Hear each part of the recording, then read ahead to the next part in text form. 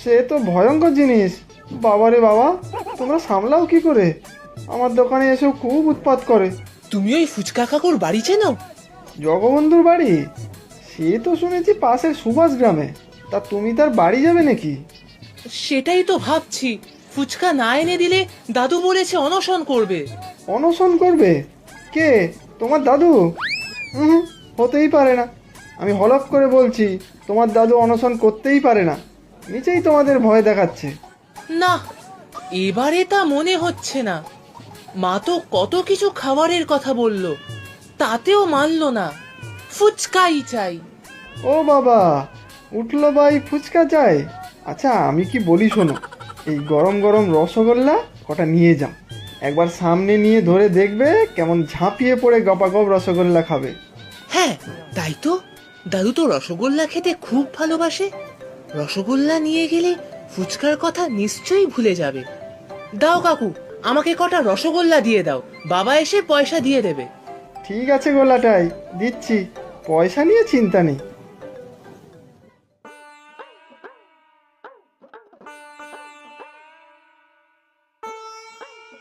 দাদু, দেখো তোমার জন্য কি এনেছি। এনেছিস লাটা, এনেছিস? কি ভালো ছেলে তুই। দে দে বাপু, মুখে ঠুসে দে তো দেখি। আহ, কতদিন খাইনি। একদম গরম গরম, দেখবে কেমন ভালো খেতে। কি বললি? গরম ফুচকা? সেই আবার কোন দেশি কথা? ফুচকা নয় দাদু, রসগোল্লা। হরি কাকুর দোকানের গরম গরম রসগোল্লা। ওরে হতভাগা বেলিক, আনতে বললাম ফুচকা, আর উনি নিয়ে এলেন রসগোল্লা। ছে ছে ছে, এ আমি খাবই না। তুমি তো রসগোল্লা কত ভালো খাও দাদু। আমি বিকেলে গিয়ে ফুচকা নিয়ে আসবো। তুই আমার নাতি না তো, সত্তর।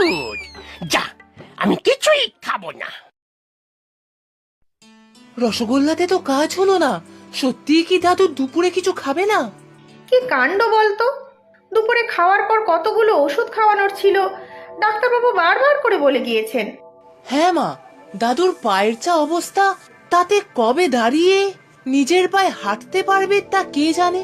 কেন যে গিয়েছিল খেজুর গাছে চড়তে। তোর দাদু এই বয়সেও আজ নারকেল গাছ কাল তাল গাছে চড়ে বেড়াচ্ছে। সত্যি দাদু নয় তো, যেন আস্ত জয় হনুমান। সারাক্ষণ শুধু এই গাছ ওই গাছ চড়ে বেড়ায়। ও কি কথা লাটাই, দাদু না গুরুজন? দাদুর সম্পর্কে এরকম কথা কি কেউ বলে? দাদু তোকে না কত ভালোবাসে। ভালোবাসে না ছাই, তা না হলে এই ভর দুপুরে আমাকে ফুচকা আনতে পাঠায়। মিষ্টির দোকানের হরি কাকুও তো বলল দাদু নাকি খুব উৎপাত করে। মা, সবাই দাদুর উৎপাতে অতিষ্ঠ। ওইসব কথা ছাড়, এখন ভাব তোর দাদুকে কি করা যায়। অনশন করবেন বলেছেন ফুচকা না পেলে। ফুচকাওয়ালা বসতে বসতে তো সেই বিকেল বেলা। সত্যি মা, কি করা যায় বলো তো? দাদুর আমরণ অনশন চললে তো মুশকিল। দাদু সারা দুপুর না খেয়ে থাকবে। তোর বাবাও তো নেই এখন, তোর বাবা থাকলে কিছু একটা করা যেত। না, যা করার আমাকেই করতে হবে মা। এখনো লাটাই আমার জন্য ফুচকা নিয়ে এলো না। হতভাগা বেলিক নাতি কোথাকার। আমাকে আমার অনশন করিয়েই ছাড়বে হত ছাড়াটা। আমি আবার না খেয়ে দুদণ্ড থাকতে পারি না। উফ, পায়ে প্লাস্টার। নয়তো আজ এখনই একটা হুলুস্থুল কাণ্ড ঘটিয়ে ফেলতাম।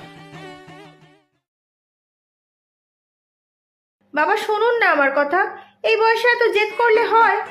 না খেলে ওষুধ খাবেন কিভাবে? হুট করে ফুচকা খাবো বললেই খাওয়া যায় নাকি, তাও আবার এই সময়? কি? আমি যেতে করছি, খাবো না, কিছু খাবো না। আমার বয়স নিয়ে কথা বলা? কি এমন বয়স আমার? তুমি জানো বৌমা, আমি এখনো খেজুর গাছে চড়তে পারি। গত সপ্তাহে তো বাড়ির পিছনের ওই বিশাল আম গাছটাতেও চড়েছিলাম। হ্যাঁ, সেই জন্যই তো এখন পা নিয়ে বিছানায় শুয়ে আছেন। বাবা, ফল কেটে দিচ্ছি, খেয়ে নিন। লাটাই ফুচকাওয়ালার খোঁজ করতে গেছে বাবা, অনশন টনশন ছেড়ে দিন। কখনো নয়, ফুচকা চাই, ফুচকা চাই। যতক্ষণ না ফুচকা আসবে